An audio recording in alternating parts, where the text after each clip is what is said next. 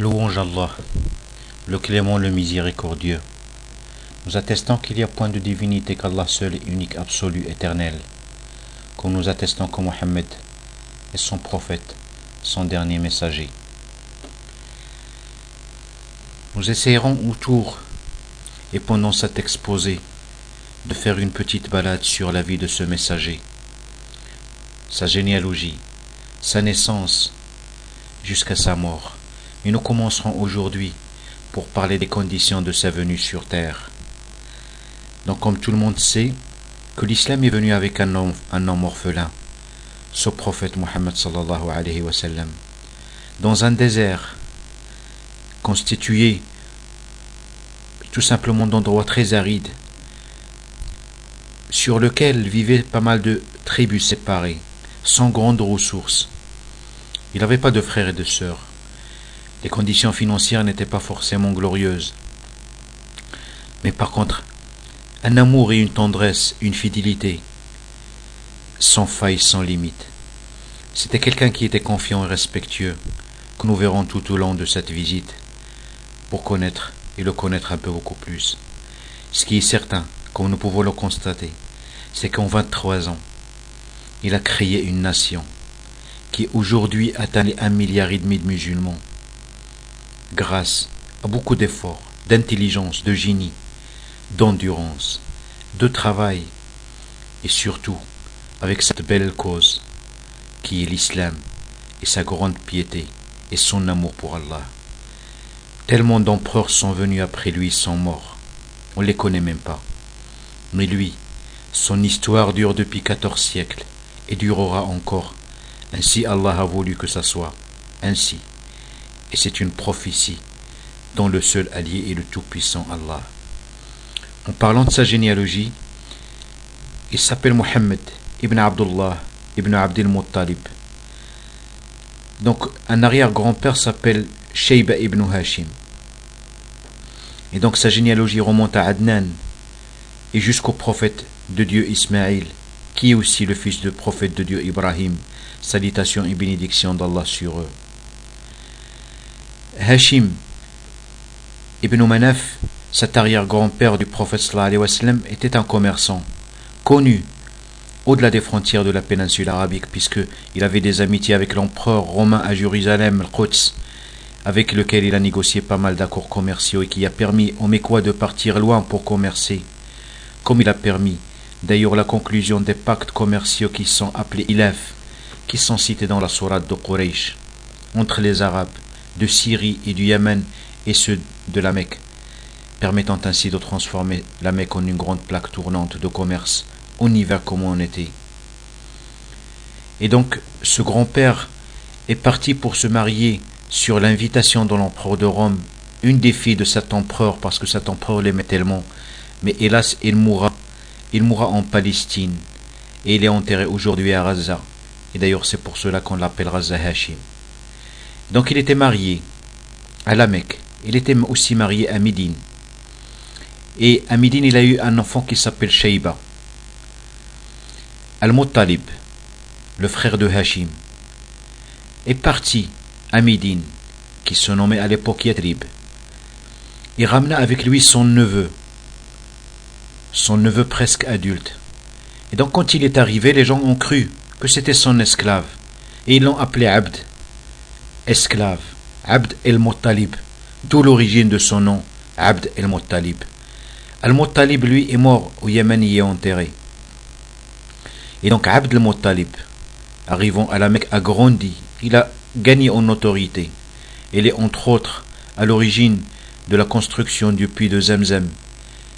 Ce puits qui contient cette eau dont Allah subhanahu wa ta'ala a rendu hommage à la femme de notre prophète Ibrahim, sa femme Hajar, la mère d'Ismaïl.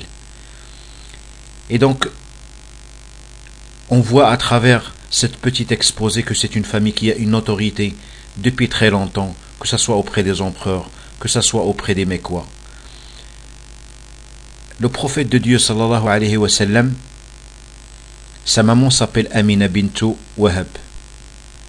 Et que ce soit son père, sa mère, que ce soit ses arrière-grands-pères, ils tenaient absolument à gâter les pèlerins qui venaient à la Mecque et leur rendre la vie plus facile. C'étaient des gens qui étaient très généreux, et donc ils étaient respectés pour cela dans l'environnement où ils vivaient dans cette Mecque, qui connaissait des flots de pèlerins qui venaient de partout dans le monde. Alors, en parlant des conditions de sa venue, la Mecque était une plaque tournante du commerce. Et donc, il y avait aussi des gens qui venaient de partout pour offrir des offrandes, car à la Mecque, il y avait la Kaaba. Et dans la Kaaba, il y avait des statues de différentes tribus. Et ces statues, qui c'était pour eux des divinités qui les rapprochaient soi-disant de Dieu, pour ça on les appelle les associationnistes, ils leur offraient tellement d'offrandes et tellement de cadeaux. Et donc forcément, ces cadeaux ont enrichi les Mécois, au point qu'ils ont créé des conseils pour veiller sur cette richesse qui a donné l'envie.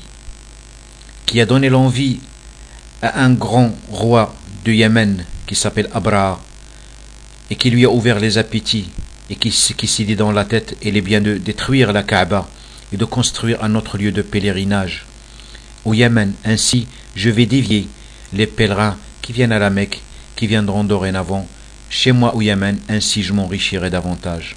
Et pour détruire la Kaaba, il voulait impressionner les gens, puisqu'il a réussi à mettre sous la main des éléphants, alors qu'on connaît que la péninsule arabique, qui ne connaissent que les chameaux.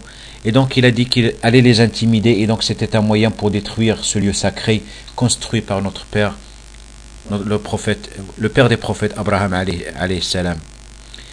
Et donc cet événement a eu une cinquantaine de jours avant la venue du prophète, et c'est pour ça d'ailleurs qu'on dit que le prophète est né l'année du fil, l'année de l'éléphant. À cette époque-là, il y avait donc tout simplement la loi du plus fort qui dominait.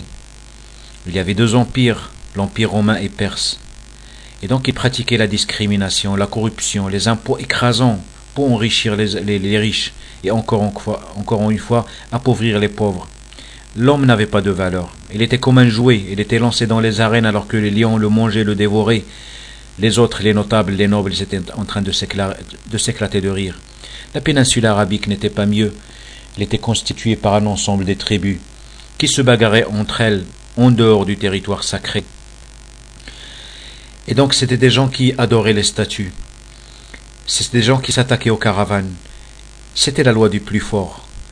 On arrêtait les caravanes, on prenait leurs biens, et les gens qui étaient dedans, ils devenaient esclaves, et on les vendait dans les marchés, comme on vendait n'importe quelle vulgaire marchandise, à partir du moment où la personne n'avait pas un protecteur. Pire encore, les gens enterraient leurs filles vivantes, parce que c'était une vie de joie, et donc tout notable avait peur qu'un jour sa fille sorte dehors pour fournir et offrir son corps à ceux de son rang, et donc qui allait devenir la risée de tout le monde. Et donc il enterrait sa fille, même vivante parfois. Le territoire où il est né le prophète est un territoire sacré. Donc il n'y avait pas de guerre. Il était protégé parce que toutes les statues, toutes les déesses, tous les dieux étaient là, à la Kaaba. Et donc il était sacré depuis Abraham. Il y avait la Kaaba, il y avait aussi d'autres endroits sacrés, qui par exemple à Arafat, il y avait Safa ou el Marwa. Et donc c'est un endroit qui n'était ni armé, ni qui était susceptible d'avoir des guerres, parce que tout le monde vénérait cet endroit. Et il y avait cette question de religion qui empêchait les gens de faire du mal. Mais les Qurayshis, connaissant et sachant la manne financière sur laquelle ils étaient assis, donc ils avaient constitué ce qu'on appelle Dar Nadwa, la maison des conférences, où les grandes décisions étaient prises pour veiller à ce que rien ne vienne perturber cet ordre. Et c'est dans cet environnement que l'islam allait apparaître avec ce prophète de Dieu, le dernier des prophètes. Et donc forcément, cette apparition allait perturber le cours des choses. Et c'est ce que nous allons essayer de voir dans le prochain épisode. Donc en parlant de ce qui va déséquilibrer les Mécois et ce qui va faire en sorte que l'islam va devenir le pire ennemi des gens de Médine, de la Kaaba, les gens de la Mecque, les Qurayshis, les notables, parce que en quelque part détruire les statues, ce qui allait arriver, c'est forcément anéantir leur commerce. أقول قولي هذا وأستغفر الله لي ولكم والسلام عليكم ورحمة الله وإلى الحلقة الثانية إن شاء الله بحول الله.